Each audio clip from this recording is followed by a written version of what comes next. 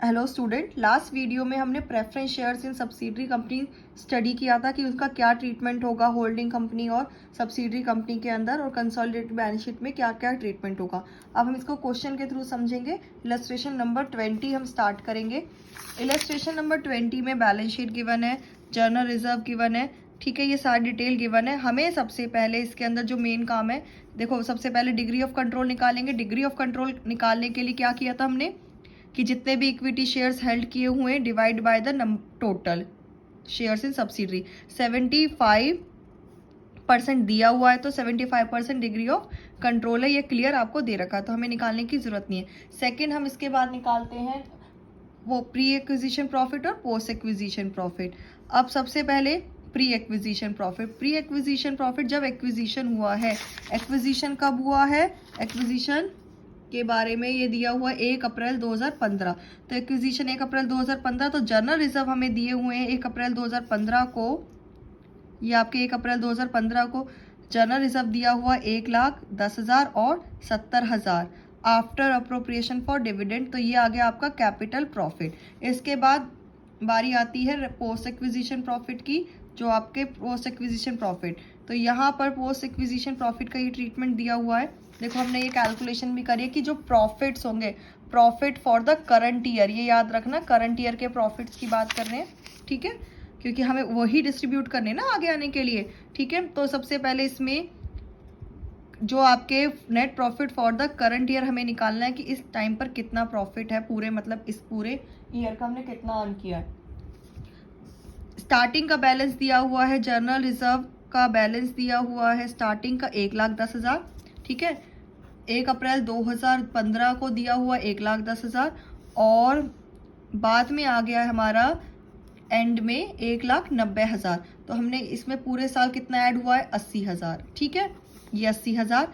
इसके बाद इसी तरीके से पी एंड एल का स्टार्टिंग का बैलेंस है, स्टार्टिंग का बैलेंस है 70,000, मतलब 1 अप्रैल 2015 को 70,000 है, ठीक है। अब इसके बाद ये दिया हुआ है सरप्लस प्रॉफिट बिफोर अप्रोप्रिएशन, ये आपका दिया हुआ है 1,74,000। तो इसका मतलब बाकी का जो हमारा प्रॉफिट आ गया ये कितना आ जाएगा, 1,04,000, 1,04,000, ठीक है। यहाँ पर हमने कितना अर्न किया है, 1,04,000। तो हमारा कितना प्रॉफिट आ गया, net profit for the current year, इन दोनों को ऐड करके 1,84,000। आप इस तरीके से भी कर सकते हैं, देखो यही सेम किया हुआ है, पहले स्टार्टिंग वाला और ओपनिंग वाला माइनस करके, ठीक है। 1,84,000 करंट ईयर का प्रॉफिट। अब इस क्वेश्चन के अंदर प्रेफरेंस डिविडेंड का भी ट्रीटमेंट है, ठीक है। इस क्वेश्चन में प्रेफरेंस डिविडेंड का भी प्रेफरेंस शेयर्स का प्रेफरेंस डिविडेंड भी आएगा। अगर प्रेफरेंस शेयर्स है तो इनका भी ट्रीटमेंट है, डिविडेंड का भी ट्रीटमेंट है, ठीक है, क्योंकि ये आपके बिफोर एप्रोप्रिएशन के प्रॉफिट है। तो सबसे पहले हमें वो प्रॉफिट को इंक्लूड करना है। हमने ये देखा था कि जो आपके अगर प्रेफरेंस डिविडेंड की बात आती है तो पहले profit for the current year में से प्रेफरेंस डिविडेंड को माइनस करोगे। तो हम यहाँ पर जो आपका करंट ईयर का प्रॉफिट है 1,84,000, 1,84,000, इसमें से एक प्रेफरेंस डिविडेंड माइनस करेंगे। कितना प्रेफरेंस डिविडेंड है, 2 लाख के प्रेफरेंस शेयर्स है, 8% का और रेट है, तो कितना डिविडेंड बन गया, 16,000। ये 16,000 हमने माइनस कर दिए। अब इसके बाद 1,68,000 का हमारा प्रॉफिट बच गया।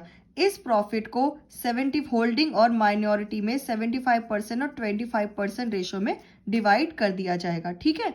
नेक्स्ट इसके बाद जो हमने ये माइनस किया है 16,000, इस 16,000 को हम डिवाइड करेंगे प्रेफरेंस की रेशो में, कि जितना प्रेफरेंस शेयर ये की रेशो में हम डिवाइड करेंगे, ठीक है। इसीलिए हमने इनको अलग अलग किया है, क्योंकि यहाँ पर जो हम प्रॉफिट को डिस्ट्रीब्यूट करेंगे डिग्री ऑफ कंट्रोल की रेशो, जो इक्विटी शेयर्स के बेस पर जो हम रेशो उसके बेस पे प्रॉफिट को डिस्ट्रीब्यूट करेंगे, और लेकिन प्रेफरेंस डिविडेंड जो होगा वो डिविडेंड डिस्ट्रीब्यूट होगा प्रेफरेंस शेयर जितने हेल्ड के उस रेशो में, ठीक है। यहाँ पर 80-20 की रेशो में और यहाँ पर 75% और 25% की रेशो में किया जाएगा, ठीक है।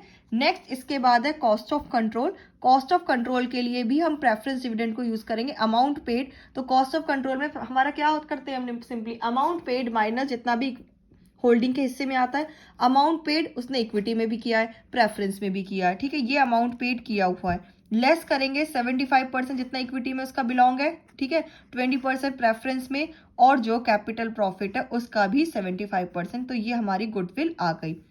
अब इसके बाद माइनॉरिटी इंटरेस्ट। माइनॉरिटी इंटरेस्ट में क्या क्या करोगे, जो जो प्रेफरेंस शेयर्स के हिस्से में है, हम ये वाला कंसेप्ट नहीं यूज करते, हम ये करते हैं कि आपका 25% इक्विटी का, 80% प्रेफरेंस शेयर्स, फिर प्रेफरेंस डिविडेंड जो हमने यहाँ पर निकाला हुआ है, ये वाला प्रेफरेंस डिविडेंड, ठीक है, ये भी ऐड होगा। फिर प्री एक्विजिशन प्रॉफिट का 25% और पोस्ट एक्विजिशन का 25%। तो इसको ऐड करके हमारा जो माइनॉरिटी इंटरेस्ट निकल जाएगा, ठीक है। इसके बाद हम इसको बैलेंस शीट के अंदर शो कर